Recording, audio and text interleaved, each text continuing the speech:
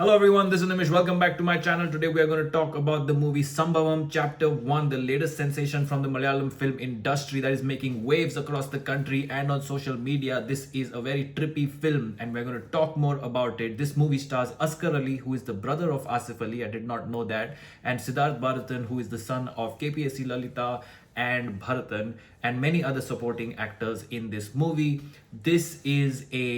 I heard it was a short film that went very successful and was now made into a full-fledged feature film and has already been successfully received by the audiences. This movie is about certain police officers that enter into a forest for a particular reason because they get a call, there's some kind of crime or some kind of trouble happening there. And what happens next in a most crazy sci-fi perspective of time travel, time loops, parallel universes, all of that multiverse type thing is captured in this movie in an extremely engaging and entertaining manner. First and foremost, the most important part that I thought about this movie was how engaging the screenplay was. There was not a moment to breathe, to relax, to sort of think about anything else. There has been some commentary around this movie being slow or stretched, but that was not the case at all for me. I think this was extremely engaging from the word go, and there was no time to look away from the screen. It was absolutely fantastically written from that front. The way the screenplay is written, the complicated storyline, timelines that have been merged together, blended together, the complicated way in which it has been edited, all of that deserves a lot of credit because it is not easy to write a structure based on this kind of sci-fi, this kind of parallel universe, multiverse, time travel, time loop, all those concepts coming together. It is extremely difficult, what happens to a character at a particular time, which time zone or time loop he is in, how he interacts with the other characters. All that is extremely difficult to write, and they have pulled it off in the smoothest way so that anybody and everybody can understand the movie and follow along and be excited on this journey. So it blends sort of history, not actual history, but it blends historical elements, it blends mythological elements, it blends religious elements, cultural elements, all of that into a very Indianized time travel, time loop type movie, sci-fi movie that keeps you engaged from start to finish. There's also sort of a blend of supernatural in there, horror in there, keeping you entertained in various ways from start to finish. And the movie also ends at a cliffhanger because it is chapter 1, so you know that there is more to expect and there's more to come, and your mind does not stop tripping in this entire film. So kudos to the writing team, amazing work by the editing team, and really well delivered project that is very intriguing and very exciting, full of mystery, full of excitement, full of adventure. That being said, the performances by Asghar Ali, who is the first time I think I'm watching his movie, he's Asif Ali's younger brother. Initially, I thought he resembled Asif Ali a lot in the first 10 minutes of the movie. I couldn't sort of stop thinking of Asif Ali, but eventually I caught up to his own personality, his own performance, his own style, and he did a very natural job in this movie. Most of the other supporting actors were kind of raw, they were kind of fresh, and so there was a little inconsistency in the performances that was a little distracting. However, nothing so bad that it was, unwatchable, or, you just check out of the movie or anything.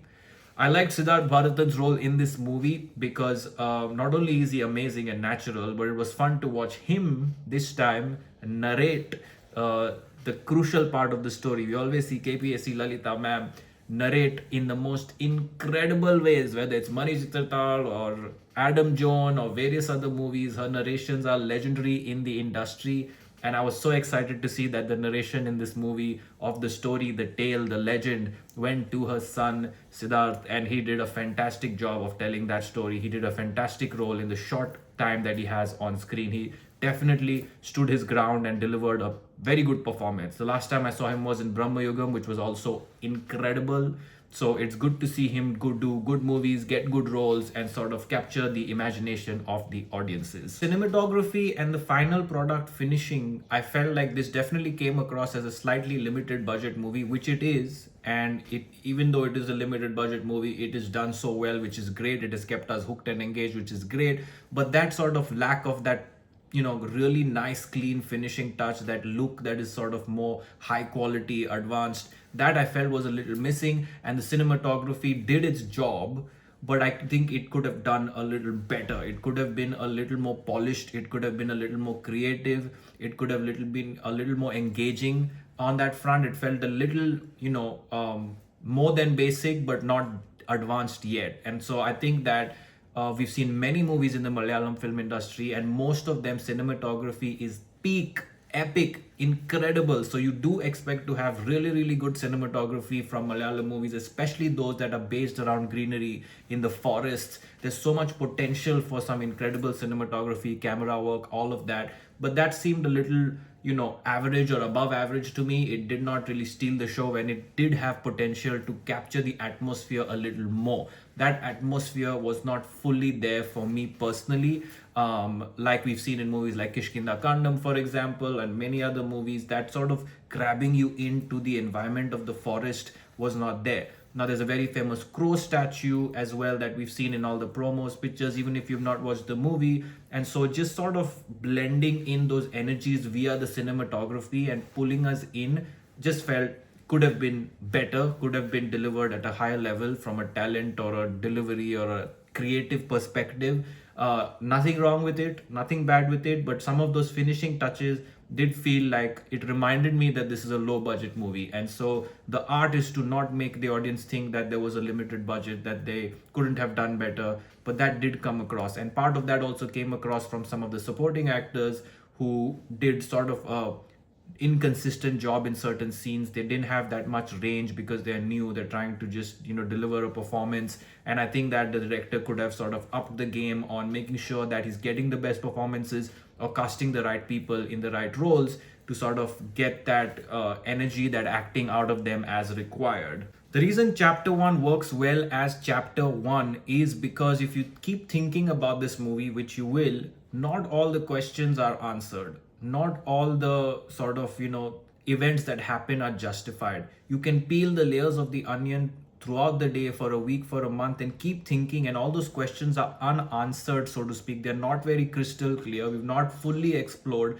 and that's why, because it is chapter 1, it works. It gives us a lot of hope, a lot of excitement for what all will be covered in chapter 2, what all will be covered in the sequel, how much more depth and detail can we gain. And I really hope that they get, because this film is so successful, that they get all these things correctly, that they continue doing a fabulous job on the writing, the music, the cinematography, editing, all of that, performances, but also dive deeper into all the loops that they have kind of left open a bit.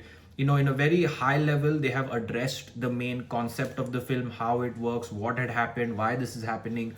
But it would be even better if they go into some detail about it, into like the motives, the motivations, the sort of backstory a little more deeper, not that surface level that they have shown us here. So it felt like a very simple story, but delivered excellently through the writing of the time loop, parts of it, through the writing of the screenplay, the way they've edited it, and the way they've kept the audiences glued to the screen. So I think the delivery was way bigger and better than the actual depth of the writing. And that is probably because this is chapter 1. They did want to intentionally leave a lot of meat and potatoes for chapter 2. So I'm definitely looking forward to the sequel of this movie. This was a very thoroughly enjoyable watch for me. I definitely enjoyed it. I don't think it's perfect. I don't think it's strictly average. I think it's somewhere in between. I think it's a very well delivered film, very entertaining, and that's what we want. We want to be entertained, we want to have fun, and this was definitely a movie to remember. Highly recommend checking it out.